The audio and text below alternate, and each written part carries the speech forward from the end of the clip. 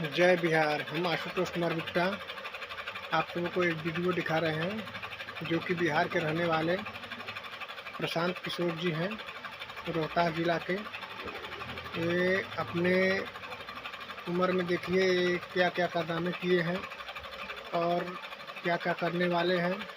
वे बिहार के गरीब जनता के लिए मदद करने के लिए गुहार लगा रहे हैं। इस वीडियो में इनका सारा परिचय बताया जाएगा, आप लास्ट तक वीडियो में बने रहिएगा।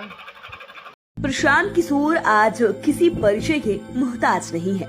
ये बिहार ही नहीं बल्कि पूरे देश के ब्रांड वैल्यू हो गए हैं। ये बड़े राजनीतिक रणनीतिकार के रूप में जाने जाते हैं। ये पॉलिटिक्स के पीके के रूप में भी फेमस है। नरेंद्र मोदी, नीतीश कुमार, ममता बनर्जी, कैप्टन अमरिंदर सिंह, जगनमोहन रेड्डी, अरविंद केजरीवाल जैसे दिग्गज नेताओं के चुनावी रणनीतिकार रहने वाले प्रशांत किशोर एक बार फिर सुर्खियों में हैं। इन्होंने गांधी जयंती पर पश्चिम चंपारण के भितिहरवा आश्रम से जनसुराज पदयात्रा शुरू की है। बिहार में वर्षों बाद किसी नेता ने पदयात्रा शुरू की है। आज इनकी कंपनी करोड़ों की है। ऐसे में हर कोई जानना चाहता है कि बिहार के छोटे से गांव का ये लड़का कैसे देश के इतना बड़ा पॉलिटिकल फिगर बन गया। तो आइए आज हम आपको 5 PM के 5 का तड़का में पॉलिटिक्स के पीके यानी कि प्रशांत किशोर की उन 5 बातों को बताएंगे जिससे आप इतना तो जान ही जाएंगे कि वो कौन है और साधारण बॉय से यहाँ तक कैसे पहुँचे। सबसे पहले 5वें नंबर पर प्रशांत किशोर के शुरुआती सफर पर बात करते हैं। इनका सफर बिहार के एक बेहद मामूली से जिला बक्सर से शुरू हुआ है। इनके पिता श्रीकांत पांडे बक्सर में ही डॉक्टर थे।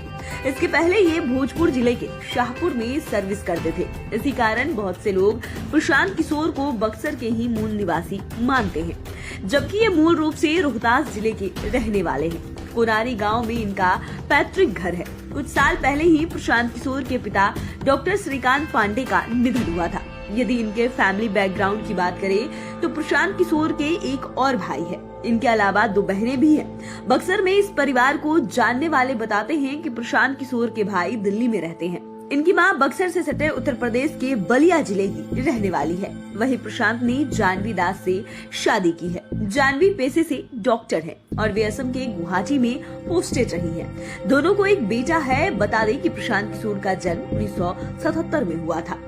अब चौथे नंबर पर बात करते हैं प्रशांत किशोर के करियर की और किस तरह इन्होंने अपनी कंपनी बनाई। दरअसल इनकी शुरुआती शिक्षा बक्सर से हुई। इंजीनियरिंग की पढ़ाई के लिए वे बक्सर से हैदराबाद चले गए। बाद में इन्होंने पब्लिक हेल्थ में पोस्ट ग्रेजुएशन की डिग्री हासिल की। इसके बाद ट्रेन पब्लिक हेल्थ एक्सपर्ट के तौर पर यूनाइटेड नेशन के लिए काम करने लगे। यूएन के लिए काम करते हुए इनकी पहली पोस्टिंग आंध्र प्रदेश में हुई। बाद में इनका तबादला बिहार में हुआ।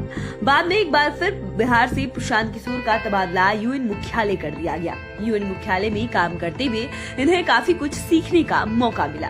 इन्होंने यूएन के तहत ही अफ्रीका के देशों में भी काम किया। इसी दौरान इन्होंने भारत के कुछ राज्यों में कुपोषण पर आधारित एक रिसर्च पेपर तैयार किया। इसमें गुजरात का भी जिक्र था।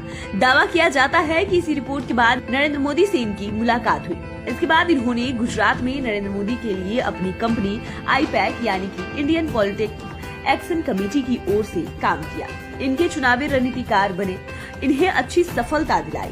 बता दें कि प्रशांत किशोर ने 2013 में सिटीजन फॉर अकाउंटेबल गवर्नेंस नाम से कंपनी बनाई थी। यही कंपनी आगे चलकर IPAC बन गई। इस लिस्ट में तीसरे नंबर पर है नरेंद्र मोदी से जुड़ने की कहानी। प्रशांत किशोर जब नरेंद्र मोदी से जुड़े तब इनकी उम्र मात्र 34 साल थी और उस समय नरेंद्र मोदी गुजरात के मुख्यमंत्री थे।